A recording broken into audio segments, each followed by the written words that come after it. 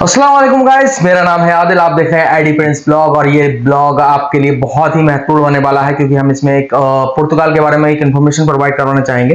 तो आज है 6 जून और पुर्तगाल में एक कानून लागू हुआ है और एक कानून को हटाया गया है। 1 जून से लागू हो गया है और वो काफी चर्चा में चल रहा है। और मेरे साथ मौजूद है मिस्टर जाहिद महमूद और मैं आपको बताना चाहूंगा ये है कश्मीर ग्रुप ऑफ हंगरी के ऑनर। तो चलिए इनकी तरफ रुख करते हैं। बताइए पुर्तगाल के रूल्स के बारे में आप मुझे कुछ बताइए। थैंक यू जादव भाई, बहुत बहुत शुक्रिया जी, बहुत मेहरबानी। आज तो हम 3 दिन लेट हो गए। 3 जून से ही जो नया रूल्स है वो लागू कर दिए उन्होंने, क्योंकि जो इमिग्रेंट्स वगैरह जो लोग पुर्तगाल में जा रहे थे, चाहे वो एशिया की किसी कंट्री से भी जा रहे थे, जिसमें इंडिया, पाकिस्तान, बांग्लादेश कोई भी जा रहे थे, वहां पे चाहे वो लीगल थे और या इनलीगल थे, जैसे भी थे, वो यहाँ वहां पे जाते थे, वहां पे अपनी फाइल लॉक करवा लेते थे। तब ऐसे हो सकता था, यानी कि कहीं से भी किसी भी तरीके से जैसे डंकी लगा के जिस तरह मर्जी जाते थे, वहां पे फाइल लॉक हो जाती थी और काम करना स्टार्ट कर देते थे। काम भी कर सकते थे, उसके बाद फाइल लॉक करवा सकते थे और अपना टैक्स भी भर सकते थे। और इन दिनों में ही 3 तारीख को इन्होंने इम्प्लीमेंट कर दिया, वो लॉ बंद कर दिया जी। इसके मुताबिक अभी कोई भी नया बंदा जो वहां पे जाएगा, वो इनलीगल या लीगल कोई भी जाएगा तो अपनी फाइल लॉक नहीं करवा सकता। ये इन्होंने चेंजिंग की है। ये इन्होंने चेंजिंग की है और वैसे भी ये इन्होंने चेंजिंग की है, लेकिन जैसे कि सुनने में आता था पुर्तगाल ने जब ये लॉ लगाया था 2007 में, तब से अब तक काफी बदलाव हुए, मगर इस लॉ में कभी बदलाव नहीं हुआ, जिसके कारण इनको भारी मात्रा मतलब बहुत ज्यादा टैक्स भी मिलता था, असल में जीडीपी भी डिपेंड करती, लेकिन असल में उनको अपनी लैंग्वेज बचानी है, अपना कल्चर बचाना है। इतने लोग वहां पे इंटर हो चुके हैं कि अभी उनकी भी बस हो चुकी है। और यूरोप भी, पूरी यूरोप कंट्रीज हैं, वो भी इस मामले में उनके साथ वो है नहीं है, क्योंकि वो हर किसी को ये, जैसे ये था एक ना ओपन गेट था, यूरोप का ये ओपन गेट था, कोई कहीं से भी आता था जिसको वीजा नहीं मिलता था। कई लोग जिनका जो काम कर रहे थे वो ठीक नहीं, उनको काम सही नहीं लग रहा था या नहीं बन पा रहा था, वो वहां से यहाँ से भाग के वहां चले जाते थे। हंगरी से हजारों के हिसाब से हंगरी से बंदे गए हैं, जैसे कोई स्लोवाकिया से, पोलैंड से, हर जगह से वहां पे चले गए। और अभी जो नया था रोमानिया और बुल्गारिया, क्योंकि ये अभी शेंगन में आए, वो हर बंदा ही उधर जाएगा। जितने भी लोग हैं ना वहां पे, वो सारे उधर ही जाना था उनका, तो पक्का ये प्रोग्राम था कि वो वहां जाएंगे। अभी ये थोड़ा स्टॉप हो जाएगा, लोग जहां जहां होंगे लेकिन खबर काम करेंगे। ये खबर ये आ रही है कि पुर्तगाल को फोर्स किया गया है इस कानून को हटाने के लिए, क्योंकि काफी समय से ये भी चर्चा में आ रहा था कि 4 जुलाई से जो है पुर्तगाल को जो है सेनेगन से हटा दिया जाएगा कुछ समय के लिए, टेम्परेरी बेस पे। तो ये खबरें तो बहुत शोर था इन चीजों का, काफी दिनों से बहुत शोर चल रहा था, ये होने वाला है, वो होने वाला है, मसलन उनको ईयू से निकाला जाएगा, पता नहीं कैसी कैसी खबरें आ रही थी।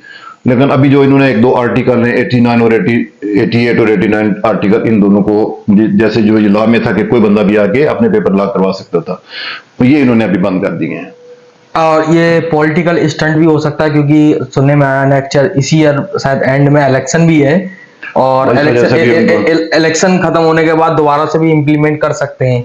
ये भी पॉसिबल है उनका। ये देखें, मेन जो यूरोपीय यूनियन के हिसाब से चलना पड़ता है इनको भी, काफी चीजें यूरोपीय यूनियन के हिसाब से चलती हैं, क्योंकि उनको फंडिंग उधर से होती है, जो सारी यूरोपीय यूनियन से। तो ये भी पॉसिबिलिटी है वो इन्होंने इस लिहाज से किया हो। लेकिन मेन जो ये था कि इस वक्त जो हालत है वहां पे सबसे ज्यादा प्रॉब्लम ये हो गई है कि आप जब पुर्तगाल जाते हैं, लिस्बन में या किसी और सिटी में भी जाते हैं, पोर्तो में या जिधर भी जाते हैं, रहने के लिए जगह नहीं है। जी लोग बिल्कुल ये चीजें हैं, क्योंकि सेनेगन में जितनी भी कंट्रीज आती हैं, सबसे ज्यादा इन्फ्लेशन पुर्तगाल में है। और पुर्तगाल में इन्फ्लेशन होने का कारण यही है कि इमाइग्रेंट्स बहुत ज्यादा वहां पर मूव करते हैं, क्योंकि डॉक्यूमेंट्स की वजह से। तो फिलहाल के लिए तो उनके लिए रोक लगा दी गई है।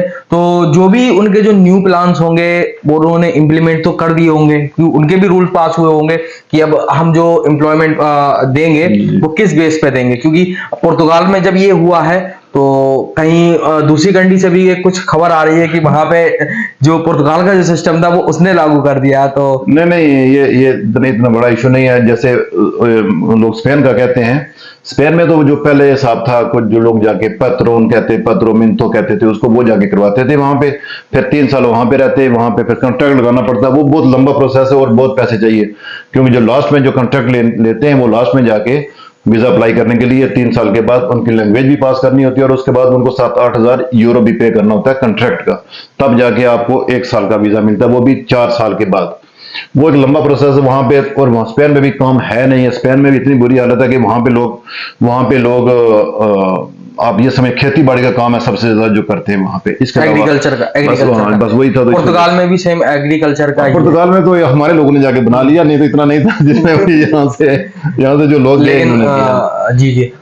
इटली भी मोस्टली अगर देखा जाए तो इटली पहले पेपर प्रोवाइड कर देता था, उसने तो रूल चेंज कर दिए हैं। जी जी। और पुर्तगाल के रिगार्डिंग अभी एक न्यूज और आ रही है कि इन लोगों ने जो ये किया है वो स्टूडेंट्स को वीजा प्रोवाइड करने के लिए ये ज्यादा इम्प्लीमेंट किया है, क्योंकि अगर कोई बाहर से स्टूडेंट आते हैं तो ये अपनी लैंग्वेज ऑफर करेंगे और लैंग्वेज को बचाएंगे। जी, मेन रीजन रहा है ये उनको भी। और देखिए हर कंट्री का यही मोटो है कि वो अपनी लैंग्वेज को करे।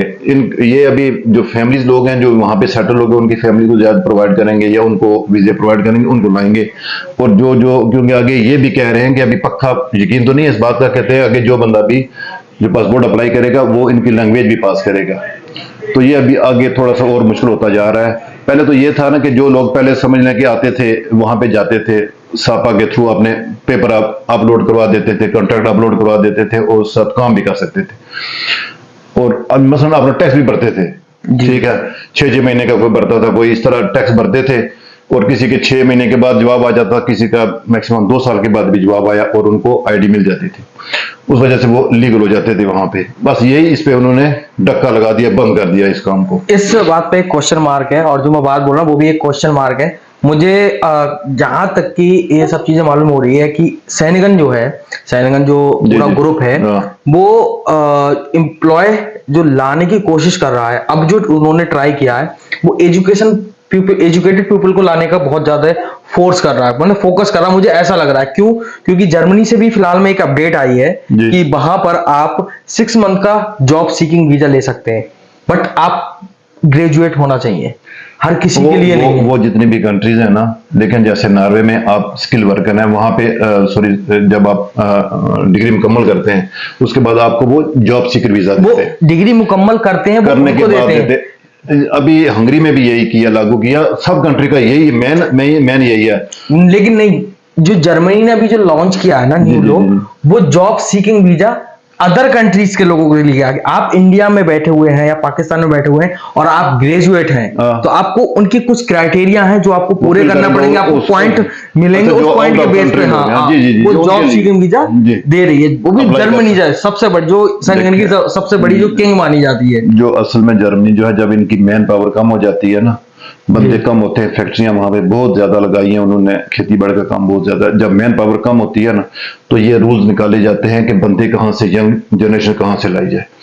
फिर ये यंग जनरेशन लाने के लिए दूसरी कंट्री को इस तरह के बंदे हायर करते हैं, फिर 6 महीने के लिए उनको चेक करते हैं कि ठीक है वो काम करने वाले हैं, तो उनको आगे वीजा बढ़ा देते हैं। जो काम अभी आप खुद यहाँ पे भी देखें, हंगरी के अंदर अभी जो बंदे जो स्टडी मुकम्मल कर रहे हैं, जो काम वाले लोग हैं, वो जरा कोई कंपनी में काम कर रहे हैं, ये रीढ़ की हड्डी होती है ये कंट्री की यंग जनरेशन, तो ये उस लिहाज से ये काम करते हैं। नहीं, मैं आपको जर्मनी के बारे में एक अपडेट देना चाहूंगा। जर्मनी ने जो जॉब सीकिंग वीजा प्रोवाइड किया है, इसमें उसके फर्स्ट क्राइटेरिया है आप मिनिमम ग्रेजुएट होना चाहिए और इंग्लिश आपको मस्ट आनी चाहिए। जो आपको 6 मंथ का वीजा प्रोवाइड करेगी, तो उसके लिए आपको 6000 यूरो का ब्लॉक अकाउंट ओपन करना होगा, वो भी उनको शो करना होगा, तब जाके वो आपको जॉब सीकिंग वीजा देते हैं। अगर 6 मंथ के बीच में अगर आपको कोई एम्प्लॉयर कॉन्ट्रैक्ट दे देता है, तो आप वहां पे जॉब अप्लाई कर सकते हैं। जी, बस वही जैसे ये थर्ड पार्टी कंट्री। आप में अगर कोई स्किल है या अगर आप वहां पे हैं तो, या फैमिली आपकी, तो अगर वो आपको प्रोवाइड करते हैं। ये न्यू लोगों के लिए बता रहे हैं जो इंडिया में अभी बैठे हुए हैं। पुर्तगाल वालों के लिए मैं एक और बात बता दूं, जिन लोगों के पहले पेपर 2 जून या 3 जून से पहले जो लॉक हो चुके हैं, वो जो टैक्स पेयर हैं, जो टैक्स पे कर रहे हैं, उन सब के लिए ऐसी कोई प्रॉब्लम नहीं है। वो वहां से अपने जो जैसे जिसको वीजा कहते हैं वो मिलेगा उनको, और उनको आगे लीगल वो उसमें प्रोसेस में होंगे। और जो 3 जून के बाद हैं ये उनके लिए, जो नए लोग आएंगे उनके लिए है, पुराने लोगों के लिए ये चीज नहीं है जी। बेसिकली जो न्यू लेग अब अगर कोई जाने की कोशिश करेगा तो उनके लिए कोई भी रियायत नहीं है। अब जो पहले लोग आ चुके हैं सिर्फ उन लोगों को ही वर्क होगा। और आपको मालूम था कि पहले जो है सैफ उसमें पुर्तगाल के डॉक्यूमेंट्स पे वर्क करती थी, अब जो है आयमा वर्क कर रही है और आयमा काफी अच्छे से वर्क कर रही है और फास्ट भी वर्क कर रही है। तो आप देख सकते हैं ये सारी चीजें सॉल्व होने के बाद अब रूल्स में अगर कोई बदलाव आता है तो आपको जल्द से जल्द आपको इंफॉर्मेशन दी जाएगी। बेसिकली और कुछ आप कहना चाहेंगे? बाकी क्योंकि अभी लोग स्पेन का रुख करेंगे और जो हालत अभी पुर्तगाल की वो स्पेन की होने वाली है, क्योंकि अभी पुर्तगाल में लोग कम जाएंगे और लोग स्पेन की तरफ जाएंगे। लेकिन स्पेन का भी अभी वो जो प्रोसेस सिस्टम है वही है, अभी तक तो वही है, क्योंकि वो 4 साल तक लग जाते हैं बंदे को वहां पे। और पुर्तगाल में यह था कि 2 साल के बाद आप वहां पे लीगल है, इनलीगल है, जैसे भी पेपर जमा करना टैक्स जमा करते जाए। लेकिन यहाँ पे थोड़ा सा डिफरेंट है, उनसे सेम उस तरह नहीं है, लेकिन चलो आगे देखते हैं क्या होता है। तब तक के लिए हमें, लेकिन अगर स्पेन में बेसिकली ये चीज अगर आपके पास स्किल है, मैं आपको एक चीज बता दूं, ये मैंने यहाँ पे नोट किए, अगर आपके पास स्किल है तो आप यहाँ पे कहीं पर मात नहीं खाएंगे। हर जगह एडजस्ट हो जाए, स्किल हर जगह काम अवेलेबल है। अगर तुम वहां से बेले आ रहे हो तो आप खुद ही समझ सकते हो। तो भाई आपको इंग्लिश भी नहीं आती, आप यहाँ आ गए, आपके पास कोई स्किल भी नहीं है, तो आपको मालूम ही है कि एग्रीकल्चर या फिर मजदूर इसका ही काम करना पड़ेगा। और इसका जब आप काम करने जाएंगे इसमें है बहुत ज्यादा शॉर्टेज। जी जी जी है शॉर्टेज, लेकिन उसमें पेपर्स वगैरह मिलने में बहुत कठिनाई होती है, बहुत दिक्कत होती है। चलो आज के लिए बहुत हो गया, वीडियो काफी लंबी हो गई। आज के लिए वीडियो बहुत ज्यादा लंबी हो गई, तो मिलते हैं नेक्स्ट वीडियो में। तब तक के लिए अल्लाह हाफिज, मिलते हैं नेक्स्ट ब्लॉग में। Bye bye.